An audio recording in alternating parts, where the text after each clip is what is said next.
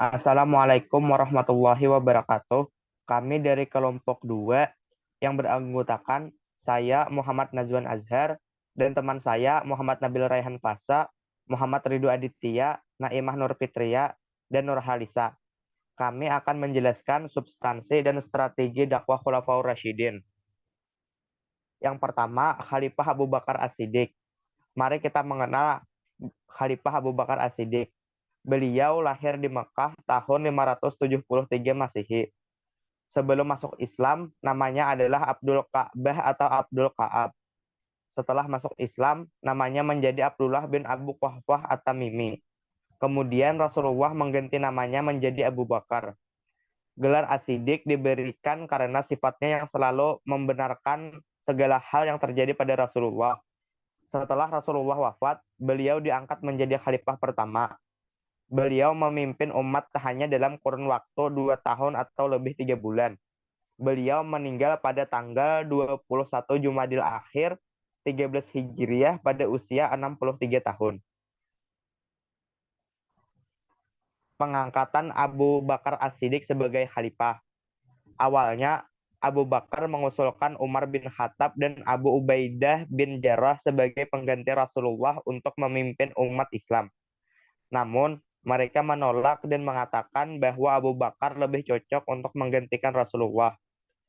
Semua yang hadir saat itu, baik dari golongan Ansar maupun Muhajirin, langsung menyetujui Abu Bakar sebagai khalifah yang akan menggantikan Rasulullah. Abu Bakar dibaiat sebagai khalifah pertama pada tahun 11 Hijriah, tahun 632 Masehi.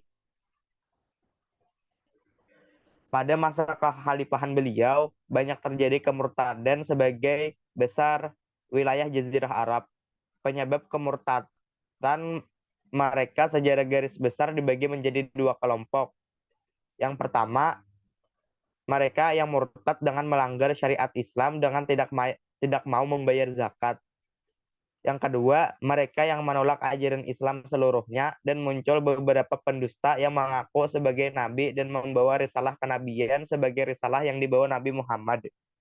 Beberapa nabi palsu tersebut antara lain Tulaihah al-Asadi, Saja'ah bin T. al-Haris, Musailamah al-Kazab, dan Aswad al-Anasi. Substansi dan strategi dakwah Abu Bakar As-Siddiq. Yang pertama, di bidang agama, Abu Bakar melakukan pengumpulan Al-Quran yang diusulkan oleh Umar bin Khattab dan dipimpin oleh Zaid bin Sabit. Yang kedua, di bidang pendidikan. Pola pendidikan pada masa Abu Bakar masih sama seperti pada masa Nabi Muhammad SAW. Yang ketiga, bidang politik kenegaraan.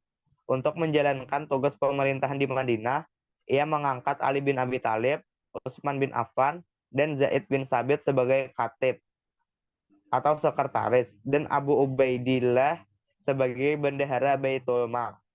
Untuk pemerintahan di luar Madinah, ia menugaskan wali atau amir yang bertugas sebagai pemimpin atau pemimpin eksekutif sekaligus pemimpin agama. Yang keempat, di bidang ekonomi. Pendapatan negara pada masa itu berasal dari zakat, infak, wakaf, sedekah, ganimah, yaitu harta rampasan perang, fa'il, yaitu harta rampasan bukan perang, dan jizyah, pajak dari warga non-muslim. Semua pendapatan tersebut dikelola oleh Baitul Mal dan selanjutnya digunakan untuk gaji para pegawai negara, gaji tentara, dan orang yang berhak menerima berdasarkan Al-Quran. Yang kelima, di bidang militer. Yang pertama, kebijakan internal. Mengirim ekspedisi di bawah pimpinan Usama ke perbatasan Syria untuk memperluas kekuasaan Islam agar berkembang di sana. Yang kedua, kebijakan eksternal. Mengirim pasukan untuk berperang dengan pasukan Romawi dan Persia.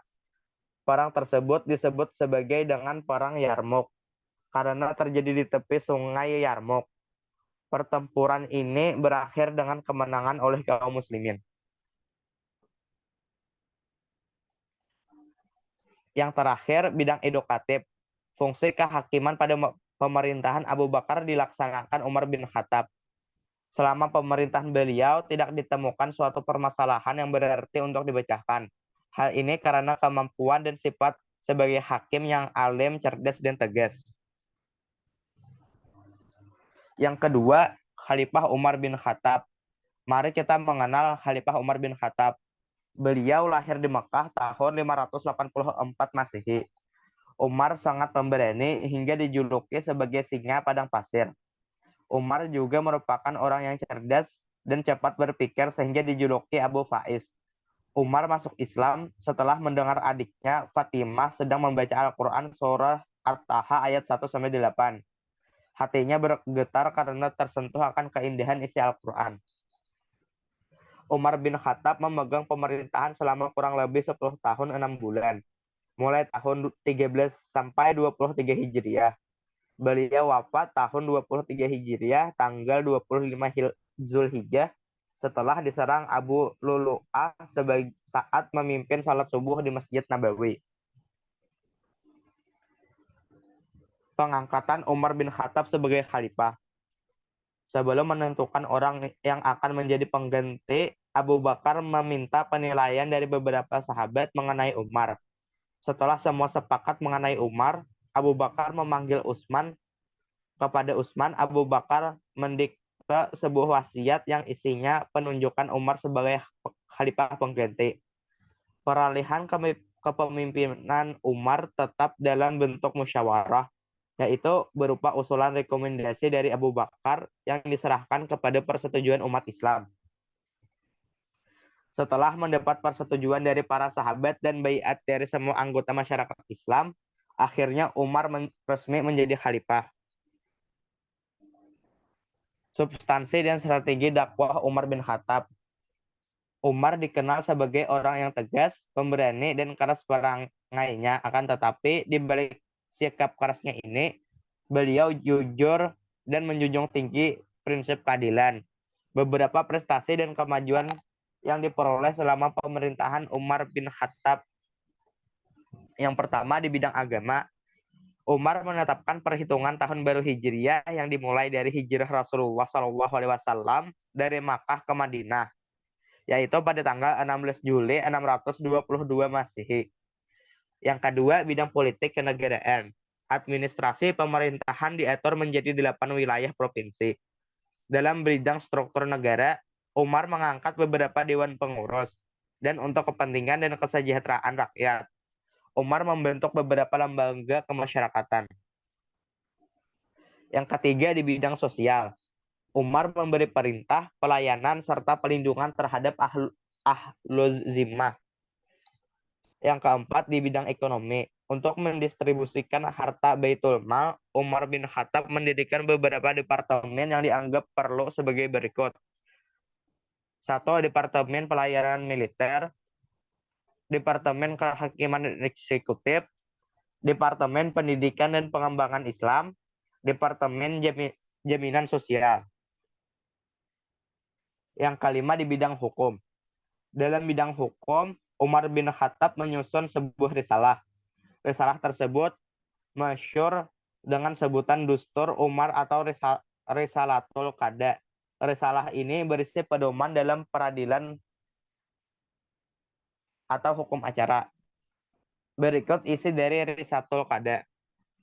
Yang pertama, lembaga peradilan hukumnya wajib dan merupakan sunnah yang harus diikuti. Yang kedua, memahami kasus persoalan baru memutuskannya. Yang ketiga, kewajiban terbukti. Yang keempat, lembaga damai. Yang kelima, orang Islam harus berlaku adil. Bidang militer.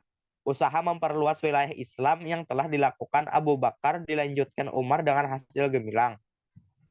Wilayah kekuasaan Islam masa Umar bin Khattab meliputi Irak, Persia, Syam, Mesir, dan Barakah. Berikut 5 kebijakan militer Umar bin Khattab. 1. Membuat pangkalan militer. Membentuk laporan hari pasukan, pergantian pasukan secara berkala, sistem upah dari pasukan militer, dan kebijakan wajib militer. Yang ketiga, Khalifah Utsman bin Affan. Mari kita mengenal Khalifah Utsman bin Affan. Utsman lahir di Taif tahun 574 Masehi dan wafat pada bulan Zulhijjah pada tahun 35 Hijriah pada usia 82 tahun. Utsman bin Affan dijuluki Zunnurain yang berarti pemilik dua cahaya karena beliau dinikahkan dengan dua putri Rasulullah yakni Ruqayyah dan Ummu Kulsum. Pengangkatan Utsman bin Affan sebagai khalifah. Utsman diangkat atas penunjukan secara tidak langsung, yaitu melalui Bada Syura yang dibentuk Umar menjelang wafat. Umar menunjukkan beberapa sahabat yang menggantikannya sebagai khalifah, namun banyak sahabat yang mengundurkan diri dan hanya tersisa Utsman dan Ali. Karena Utsman lebih tua, Abdurrahman menetapkan Utsman bin Affan sebagai khalifah baru di umur 70 tahun. Salah satu kesulitan yang dihadapi pada pemerintahan beliau yaitu beliau dituduh bid'ah ketika beliau menyuruh agar azan salat Jumat 2 kali. Padahal itu dilakukan karena jumlah manusia yang begitu banyak. Kebijakan Utsman tentang tadwinul substansi dan strategi dakwah Utsman bin Affan. Yang pertama di bidang agama, kebijakan Utsman tentang tadwinul Quran atau kodifikasi Al-Quran dan melakukan perluasan Masjidil Haram, Makkah, dan Masjid Nabawi dan Madinah. Di bidang politik dan keagamaan, dalam melanjutkan roda pemerintahan, Utsman mengangkat amir atau gubernur pada tiap provinsi.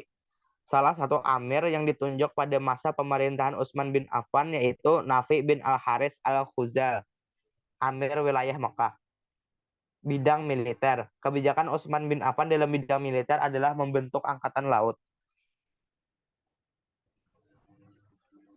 Yang keempat dan yang terakhir adalah Khalifah Ali bin Abi Thalib. Mari kita mengenal Ali bin Abi Thalib.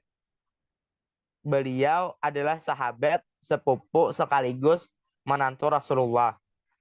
Ali lahir di Makkah tahun 603 Masehi dan tumbuh sebagai anak yang berbudi luhur serta berpengetahuan luas.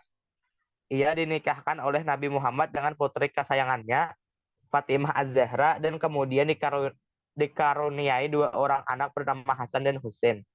Ali wafat tanggal 21 Ramadan tahun 40 Hijriah karena diserang Abdurrahman bin Muljam saat mengimami sholat subuh di Masjid Kufah. Pengangkatan Ali bin Abi Thalib sebagai khalifah. Pembunuhan Utsman bin Affan mengakibatkan kepentingan di seluruh wilayah kekuasaan Islam. Pemberontak yang menguasai Madinah tidak mempunyai pilihan lain selain memilih Ali sebagai khalifah. Pada akhirnya, Ali pun menerima baiat mereka dan menjadikannya sebagai satu-satunya khalifah yang dibaiat secara massal. Substansi dan strategi dakwah Ali bin Abi Thalib. Berbeda dengan ketiga khalifah pendahulunya, Ali menjadi khalifah di tengah kekacauan dan pertarungan umat. Berikut beberapa kebijakan Ali dalam menanggulangi permasalahan tersebut. Yang pertama, pemberian Utsman bin Affan kepada keluarga tanpa alasan yang benar atau tidak sah, ditarik kembali dan menjadi Baitul Mal. Yang kedua, gubernur penguasa wilayah yang diangkat Utsman diganti dengan orang baru. Yang ketiga, memerintahkan Abu Aswad Ad-Duali untuk mengembangkan ilmu nahwu. Yang keempat, melakukan pembangunan Kufah yang kemudian berkembang menjadi pusat ilmu pengetahuan. Yang kelima, berusaha mengembalikan kesatuan dan kesatuan umat Islam. Yang keenam, mengatur tata pemerintahan untuk kepentingan umat, seperti memberikan tunjangan kepada kaum muslimin yang diambil dari Baitul Mal.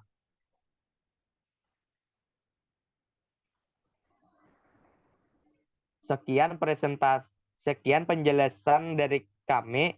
Salah hilap mohon maaf. Terima kasih. Wassalamualaikum warahmatullahi wabarakatuh.